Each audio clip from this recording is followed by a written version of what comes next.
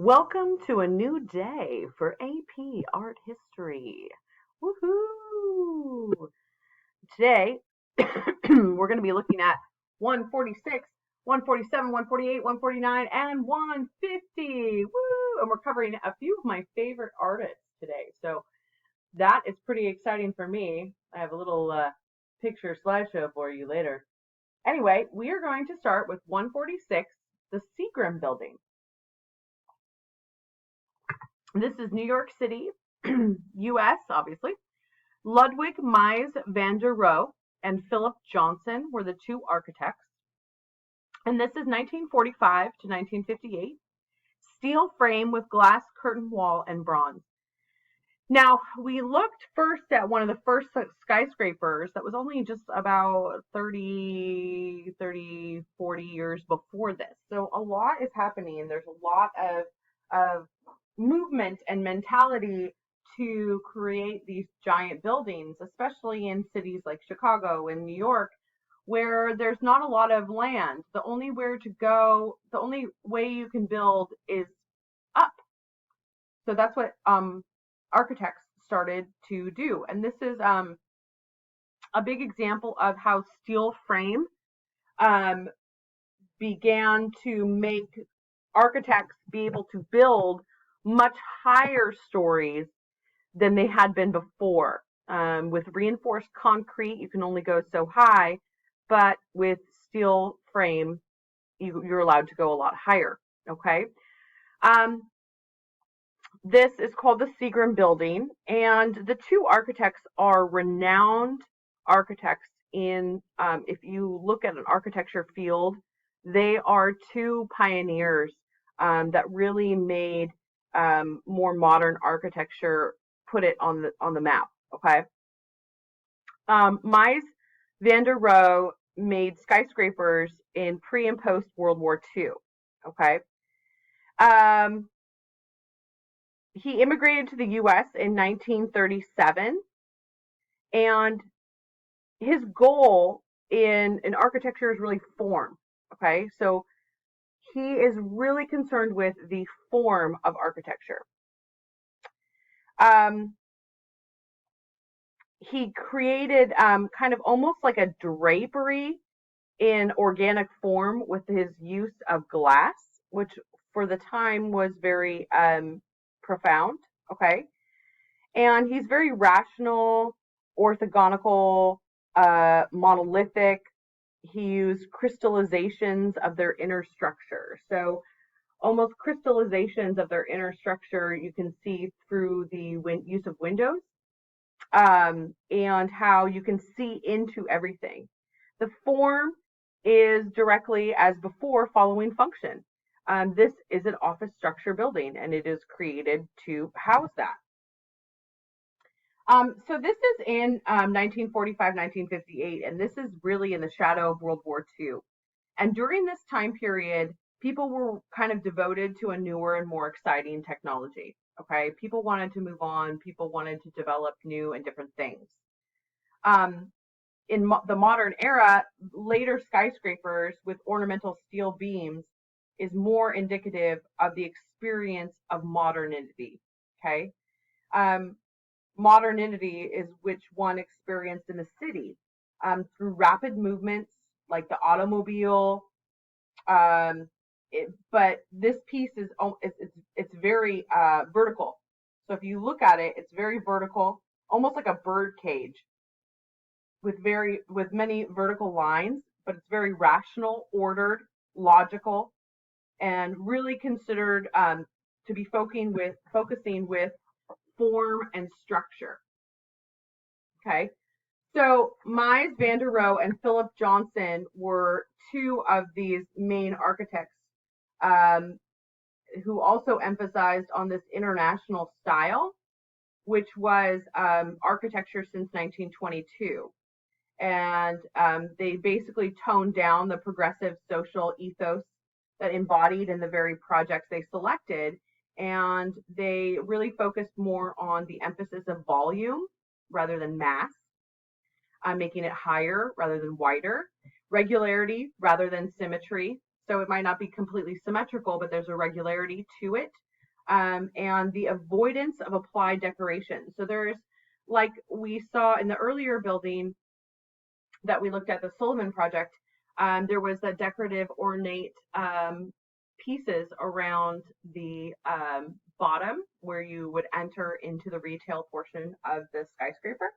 And this portion you can really see is void of any type of architectural decoration. Okay. Now, if you look at the very bottom, you'll notice the pillars that are there. That's very reminiscent in Le Corbusier's piece that we just looked at, Villa Savoy, and how that kind of, it's almost like it's standing on little legs. Okay. And using again that type of pillar for the actual piece. Basically, what they wanted to do is create these principles that were reduced to the social breadth of modernism in Europe to a style. So there's this whole movement of modernism going on in the world, and with the conclusion of World War II, and so there's a lot of different things. So you can see down at the bottom where the pillars are, there's also stairs that lead up to the building. Okay, almost kind of Greek-ish with the pillars and the stairs going up, almost like it's some sort of temple, but almost like a modern temple. Bronze-clad building, very Greek symmetrical pillars. They look like fluted columns up on a platform, very classical in structure. Modern architecture balances the old and the new. It's a decorative simpleton, so it doesn't really have any decorative elements, but it's still decorative in the way it is created. This was actually the most expensive building at this time, so there had never been another building created that was more expensive than this building. Mies van der Rohe constantly refers to antiquity within his work, so again relating to that Greek and that Roman type of architecture. And there's a public space below where the stairs are, and there's also reflecting pools, so it kind of is more of a gathering space for people outside of the building. So now we're going to be moving on to 147, the Maryland Diptych, and this is Andy Warhol, 1962, oil, acrylic, and silk screen enamel on canvas. Okay. Obviously, this is after Marilyn Monroe, and a diptych is like two pieces. So again, this is silk screen, which is a type of printmaking where you use a screen to print over and over specific images.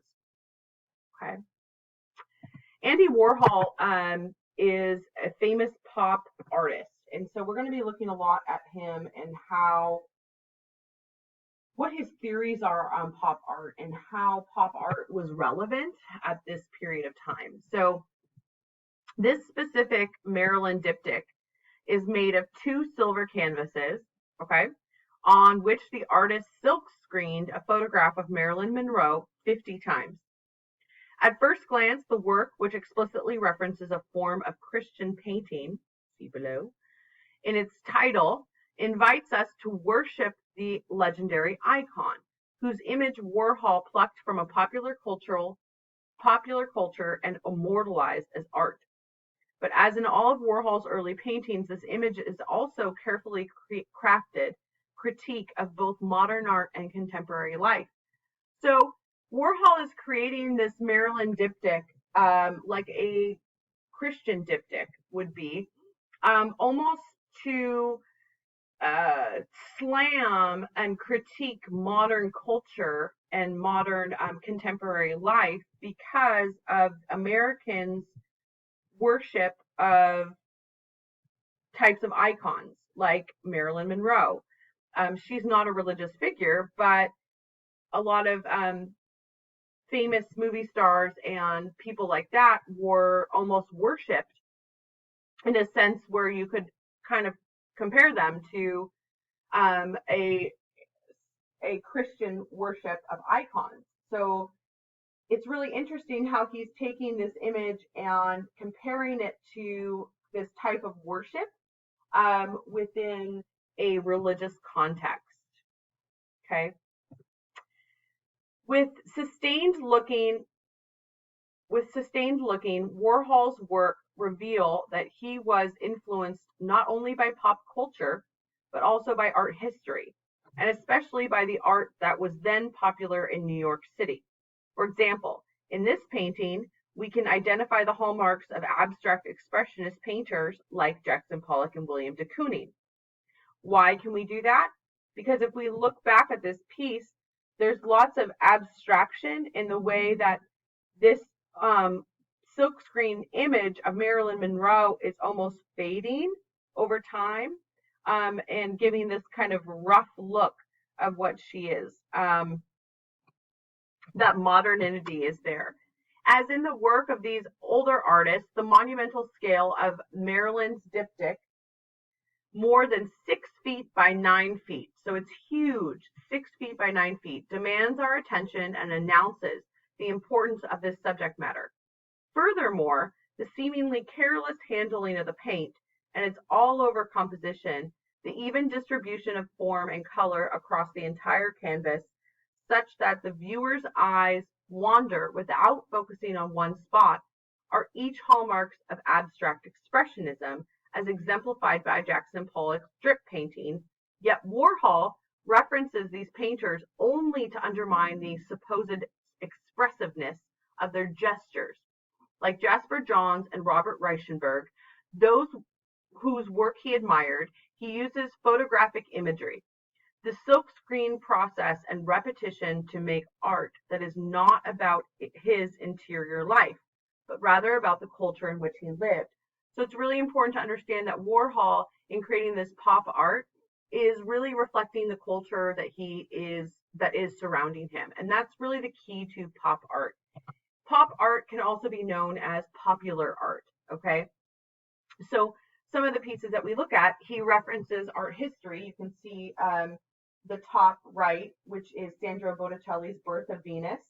And that's a close-up of the Birth of Venus's face. Again, kind of more icon-like, okay, but in a modern way.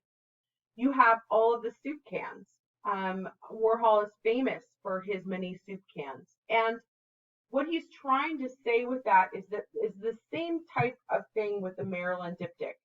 This is pop culture. These are almost this kind of ideal that what Americans worship. We worship consumerism and these objects around us. We almost treat them as if they are this religious-like piece.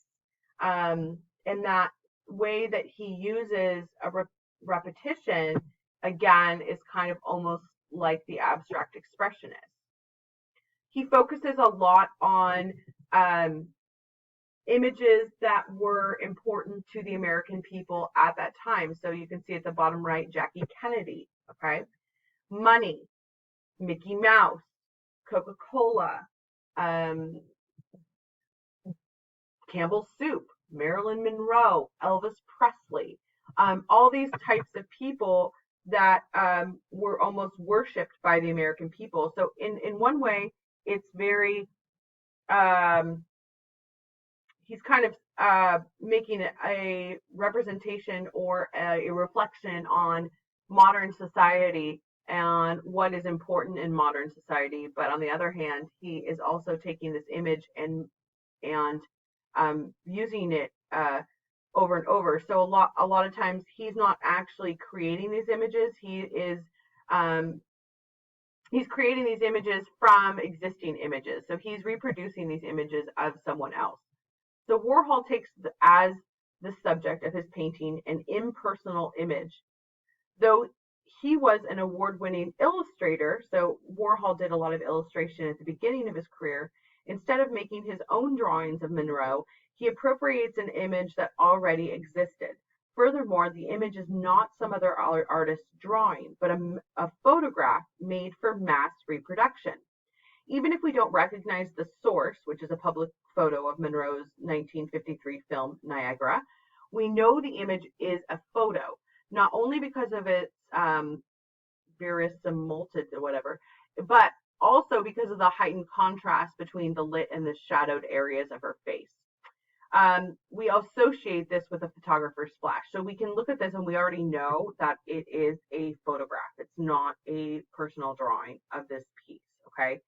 One of the key things to take out of this is mass reproduction. Warhol was also looking at society in general in the way that we mass produce objects like Campbell's soup cans, like Coca-Cola, how we get these things that are man-made from a factory and we can purchase them over and over and over again. There's this mass reproduction of goods, of produced goods in the United States, and therefore he's using that to actually, quote unquote, mass produce his art the same way. By doing silkscreen prints, you can actually make multiple copies of a work and sell it. So instead of making one oil painting that you spend months on and then you sell, you can mass produce all of these prints and make way more money from them and get your art all over out there. True to form, the actress looks at us seductively from under heavy-lid eyes and with a parted lip. But her expression is also a bit inscrutable. The repetition remakes her face into an eerie, inanimate mask. Warhol's use of the silkscreen technique further flattens the star's face. By screening broad planes of unmodulated color, the artist removes the gradual shading that creates a sense of three-dimensional volume and suspends the actress in an abstract void. Through these choices, Warhol transforms the literal flatness of the paper-thin publicity photo into an emotional flatness, and the actress into a kind of automation. In this way, the painting suggests that Marilyn Monroe, a manufactured star with a made-up name, is merely a one-dimensional sex symbol, perhaps not the most appropriate object for our almost religious devotion. Warhol's silkscreen repetitions flatten Monroe's identity. They also complicate his own identity as the artist of his work. The silkscreen process allowed Warhol or his assistants to reproduce the same image over and over again using multiple colors. Once the screens are manufactured and the colors are chosen, the artist simply spreads ink evenly over the screens using a wide squeegee. Though there are differences from one face to the next, these appear to be the accidental byproducts of a quasi-mechanical process, rather than the product of the artist's judgment. Warhol's rote painting technique is echoed by the rigid composition of the work, a 5x5 grid of faces, repeated across the two halves of its surface. Here, as in many neo-Dada minimalist and conceptual works, the grid is like a program that the artist uses to automate the process of compositioning the work. Instead of relying on subject or thought or feelings to make decisions. In other words, Warhol's cool, detached composition is the opposite of the intimate, soulful encounter with the canvas associated with the abstract expressionism. But whereas most works that use grids are abstract, here the grid repeats a photo of a movie star, causing the painting to resemble a photographer's contact sheet or a series of film strips placed side by side.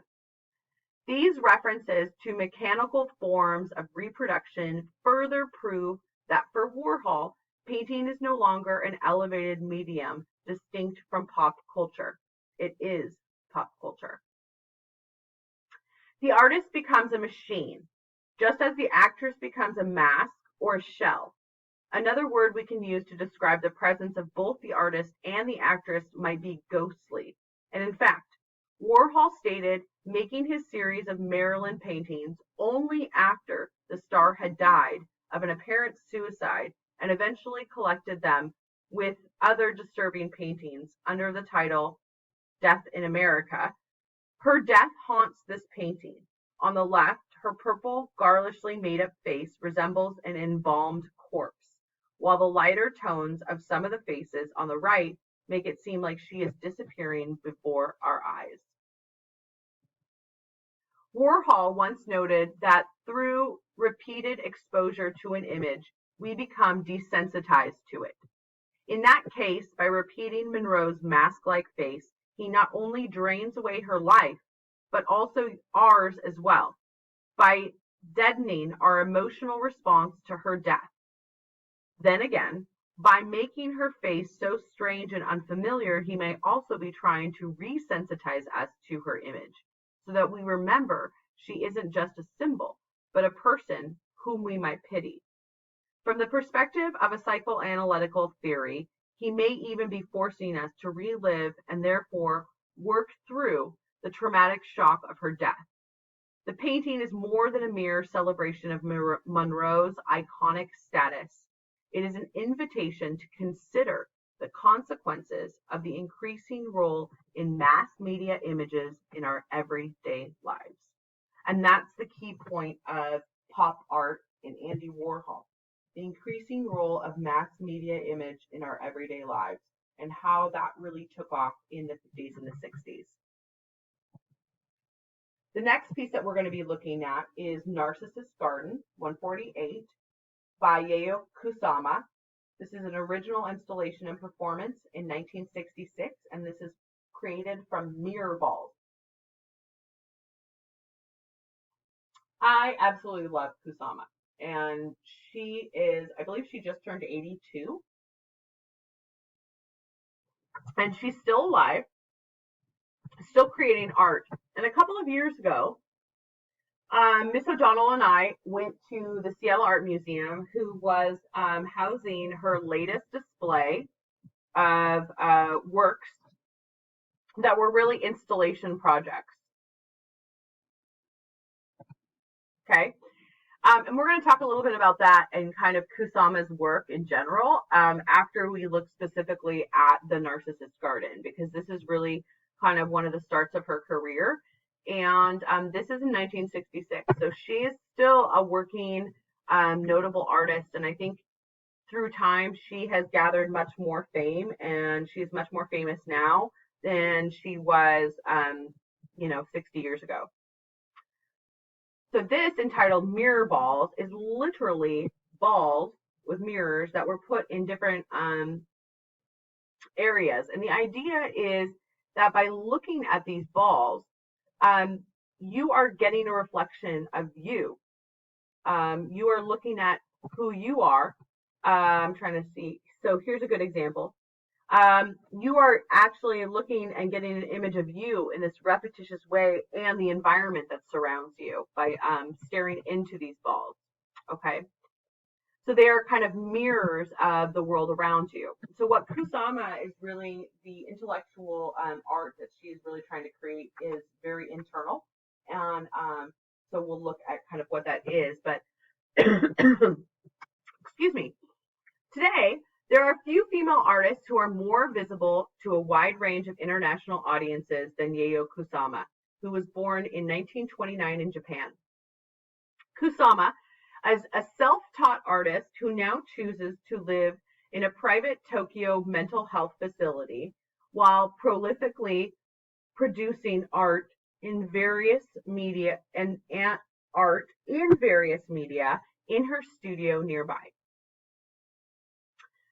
Her highly constructed persona and self-proclaimed lifelong history of insanity have been the subject of scrutiny and critiques for decades. Art historian Jody Cutler places Kusama's oeuvre in dialogue with the psychological state known as narcissism, as narcissism is both the subject and the cause of Kusama's art, or in other words, a conscious artistic element related to content. It is within this context that we examine Kusama and her infamous narcissist garden. Narcissism is, in part, the egotistical admiration of oneself.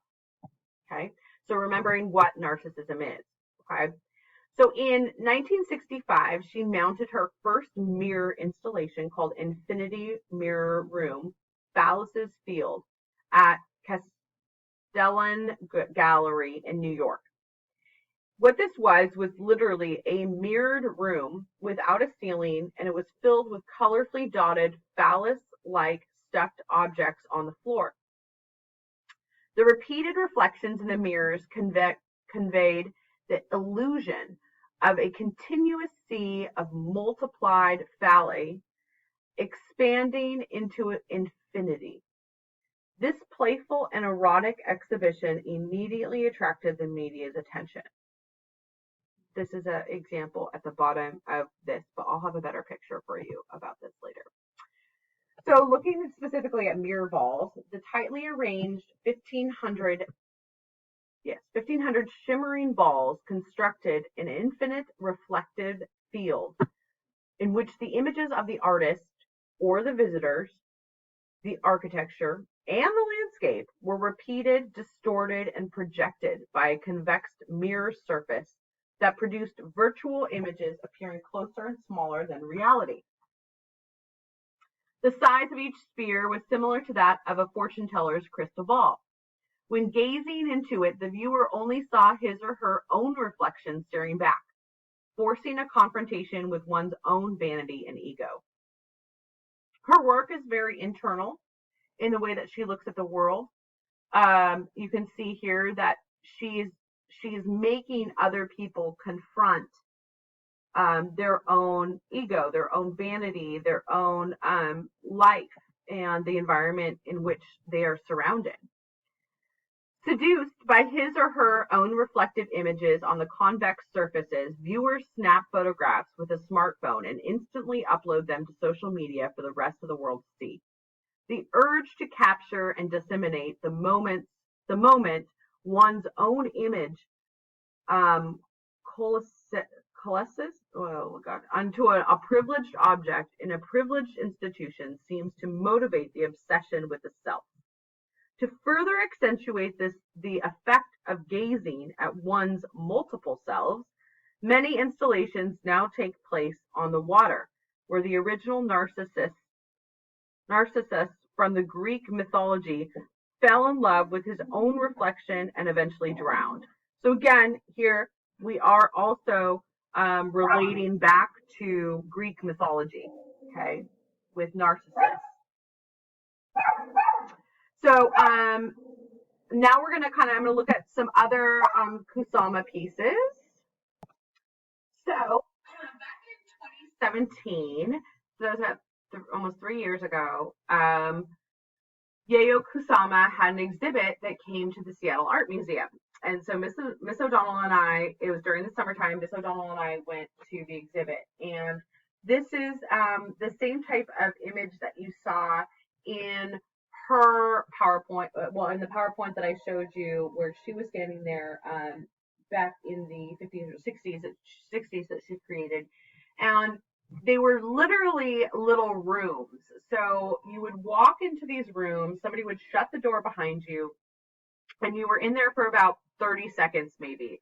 And there was mirrors set up everywhere so that you were infinite, it was called the infinity rooms.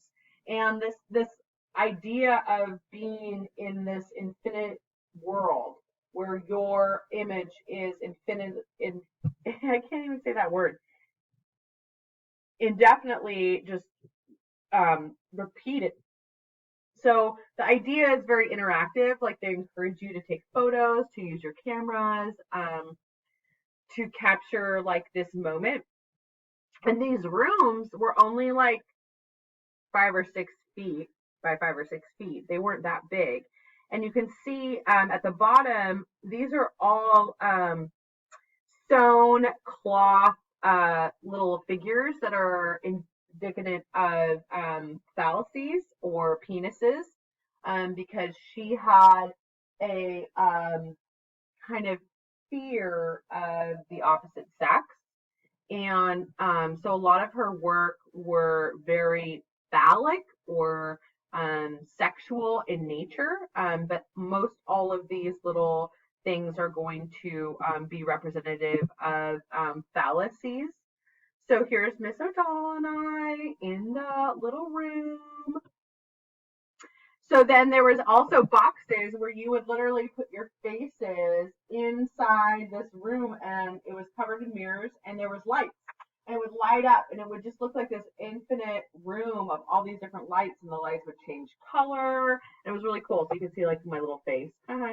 Um, then there's Miss O'Donnell and I. This was a giant ball that was behind us, and this whole room was filled with these balls of polka dots. And polka dots are kind of Kusama's signature piece, is that she likes using polka dots because of her dreams and everything that she was in. So again, you have these infinity rooms with mirrors, and then these balls with dots that would just like light up everywhere. It was a really cool experience. Then there was this interactive exhibit. Yes, I know that's me. You have this interactive exhibit where everything was white, and everybody walks into a room, and it's like with furniture and all this stuff, and you're given a whole bunch of polka dots, like stickers. And then you were asked to place the stickers wherever you wanted to inside the exhibit. So the more people that would go to this exhibit and interact with it, then you would have all these little stickers. So you would put your a piece of who you are within that exhibit and leave a mark of yourself within that piece. And it was really cool to see all the stickers and like everywhere they were, because they were also put by other people. So here's Miss O'Donnell and I. Yay. I definitely have you guys on Facebook right now. So that was a pretty amazing piece to this exhibit, and Miss O'Donnell and I definitely had a lot of fun looking through all of the rooms and going into everything. So yeah, that's my little piece on Kusama. So the next piece that we're going to be looking at is 149, The Bay by Helen Frankenthaler, 1963, acrylic on canvas. And so we can see that the world is starting to get a little bit more abstract. We see an imposing fluid blue promontory suspended in front of us. Its colors, ranging from violet to indigo, run into another with a clear zone of navy near the top of the canvas that draws our eyes up to it. The blurring of the colors gives an immediate sense of the artist's process. The paint poured onto the canvas when it was wet. We can almost watch as the blues meld into one another during this early stage, giving the image its blurred and smooth finish. Is its subject what the title suggests, a landform of some kind with a certain emblematic associations? It is the swelling, amorphous blue mass floating amid that moss green and cream border meant to stand for something beyond itself. With many abstract expressionists paintings of the 1950s and 60s, it's important not to get too caught up with possible social and historical contexts and biography, but to focus on what's before us, the physical elements of the work itself, because those elements can tell us so much about the actual painting. When Helen Frankenthaler painted The Bay, she was already a well-regarded artist. She'd been the subject of a Life magazine profile in 1956 and was one of the handful of women among the traditional all-boys club in the New York abstract expressionists. The Bay was chosen as one of the paintings for an American pavilion of the 1966 Venice Biennial. Looking closely, you can see that the shades of blues that run into one another are part of a specific process of pouring paint onto the canvas, rather than painting the colors onto the surface with a brush, as the leading abstract expressionist painters like Jackson Pollock, William de Kooning, and Franz Kline were so famous for doing. Frankenthaler's approach here was to use a soak stain method with diluted acrylic paint. Acrylics gave her more flexibility with viscosity and movements than oils did, and it allowed her to have more control as she poured that thinned paint onto the taut unprimed canvas so that it would get absorbed into the weave of the fabric.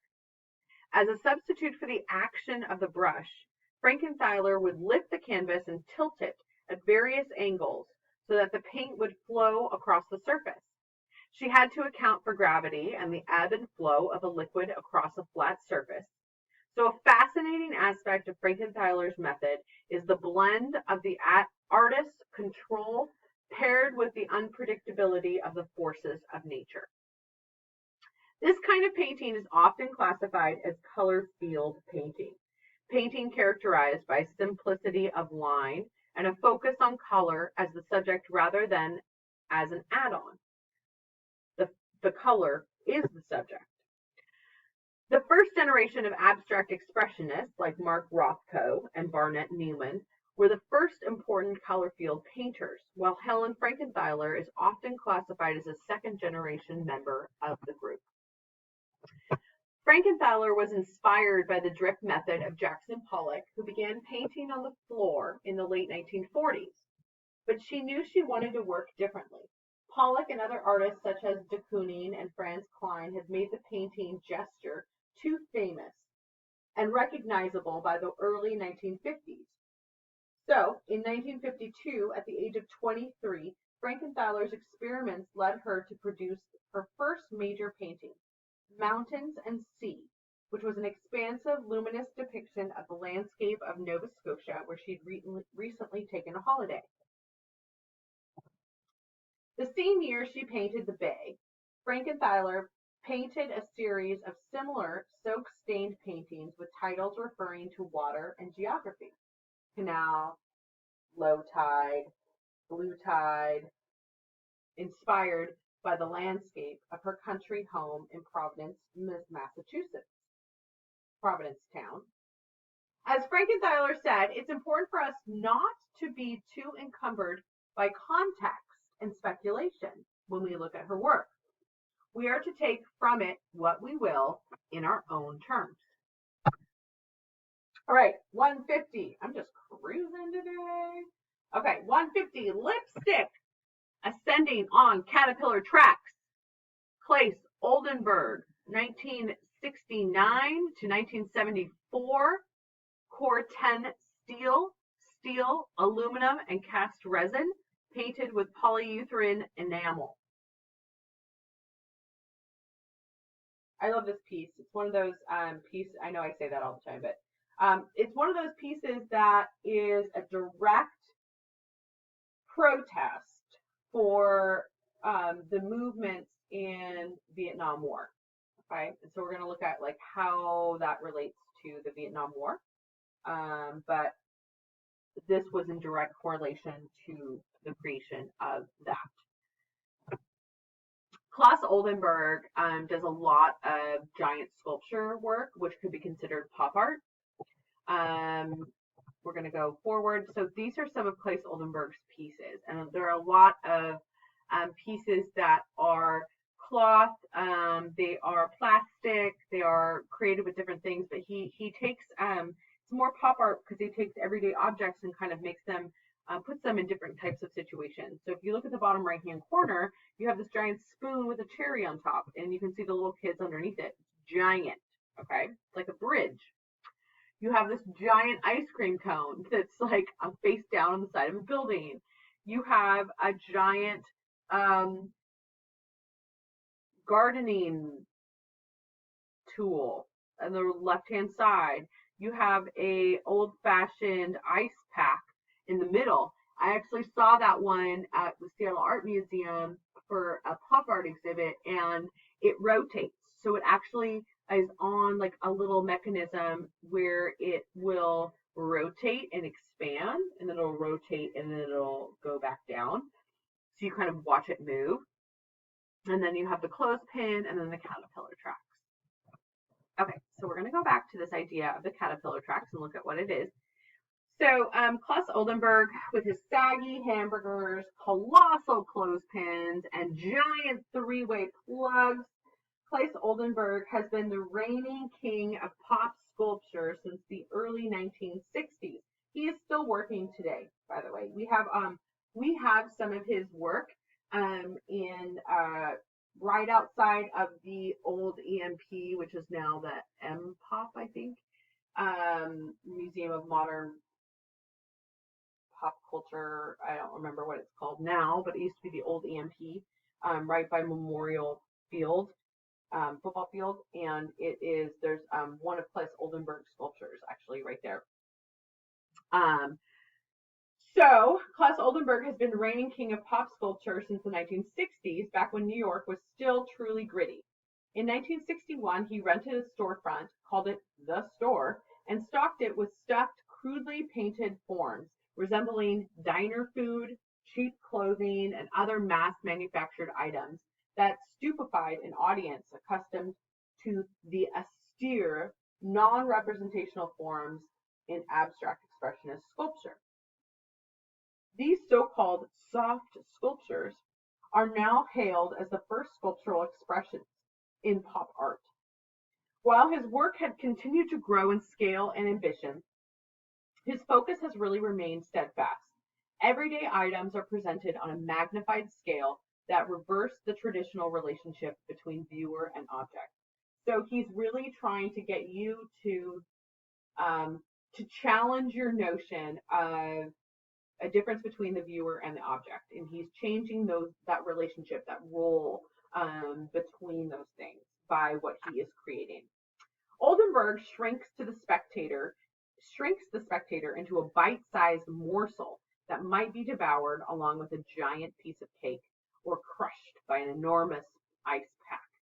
His work shows us how small we are and serves as a vehicle for his smart, witty, critical, and often wickedly funny insights on American culture over the past half century. Whereas pop artists had imitated the flat language of billboards, magazines, television, things like that, working in two-dimensional mediums, Oldenburg's three-dimensional paper maches, plaster molds, and soft fabric forms brought pop art into the realm of sculpture, a key innovation at the time. Oldenburg's objects, no matter how apparently insignificant in themselves, become expressive entities, almost like characters in a stage play. This is partly due to their dramatic, outsized scale, and partially due to the soft forms that he actually chooses, like fabrics or latex. This distances Oldenburg from the cool detachment of Warhol or Lichtenstein and makes his sculptures almost like portraits, highlight the absurdity of American culture with a gentler cynicism than his pop art peers. The notion of enlarging a diminutive, everyday object and placing it in a landscape, an idea integral to Oldenburg's monumental public art, comes to us from the surrealists such as Marguerite, Dali, and Ernst. In this respect, Oldenburg is the most surreal of the pop arts, and his sculptures are like surrealist dreams made real. Oldenburg's unconventionally squishy, rearrangeable sculpture challenged the hard vertical orientation that persisted through abstract expressionism. His was a true breakthrough in the history of sculpture. No matter how ordinary his subjects may seem to be, for Oldenburg, a clothespin is never just a clothespin. The process of fine-tuning and adjustment, typical of his approach to large-scale commissions, reflects an unwavering interest in the impact of forms that aligns him with earlier masters in the tradition of sculpture, from Michelangelo to Brancusi. Unlike most of his pop art peers, Oldenburg's work conveyed an unambiguously anti-war message at the height of the U.S. military intervention in Vietnam. So this is specifically talking about the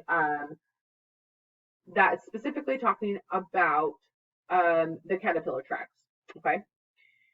So this is an anti-war message at the height of the U.S. military intervention in Vietnam.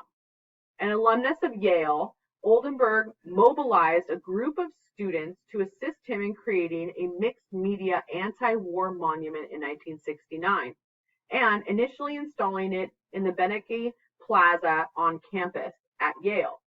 In the original version, the lipstick was capped with a flimsy fabric peak that required the activation of a mechanical pump to inflate it and rose over 20 feet in the air from the plywood base.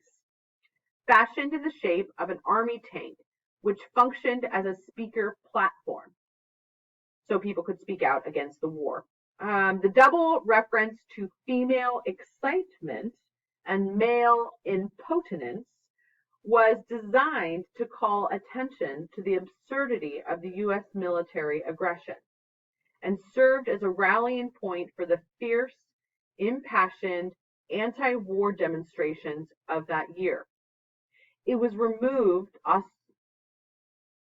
ostensibly from the purposes of for the purposes of structural maintenance, and later replaced with the painted metal version shown here of the lipstick.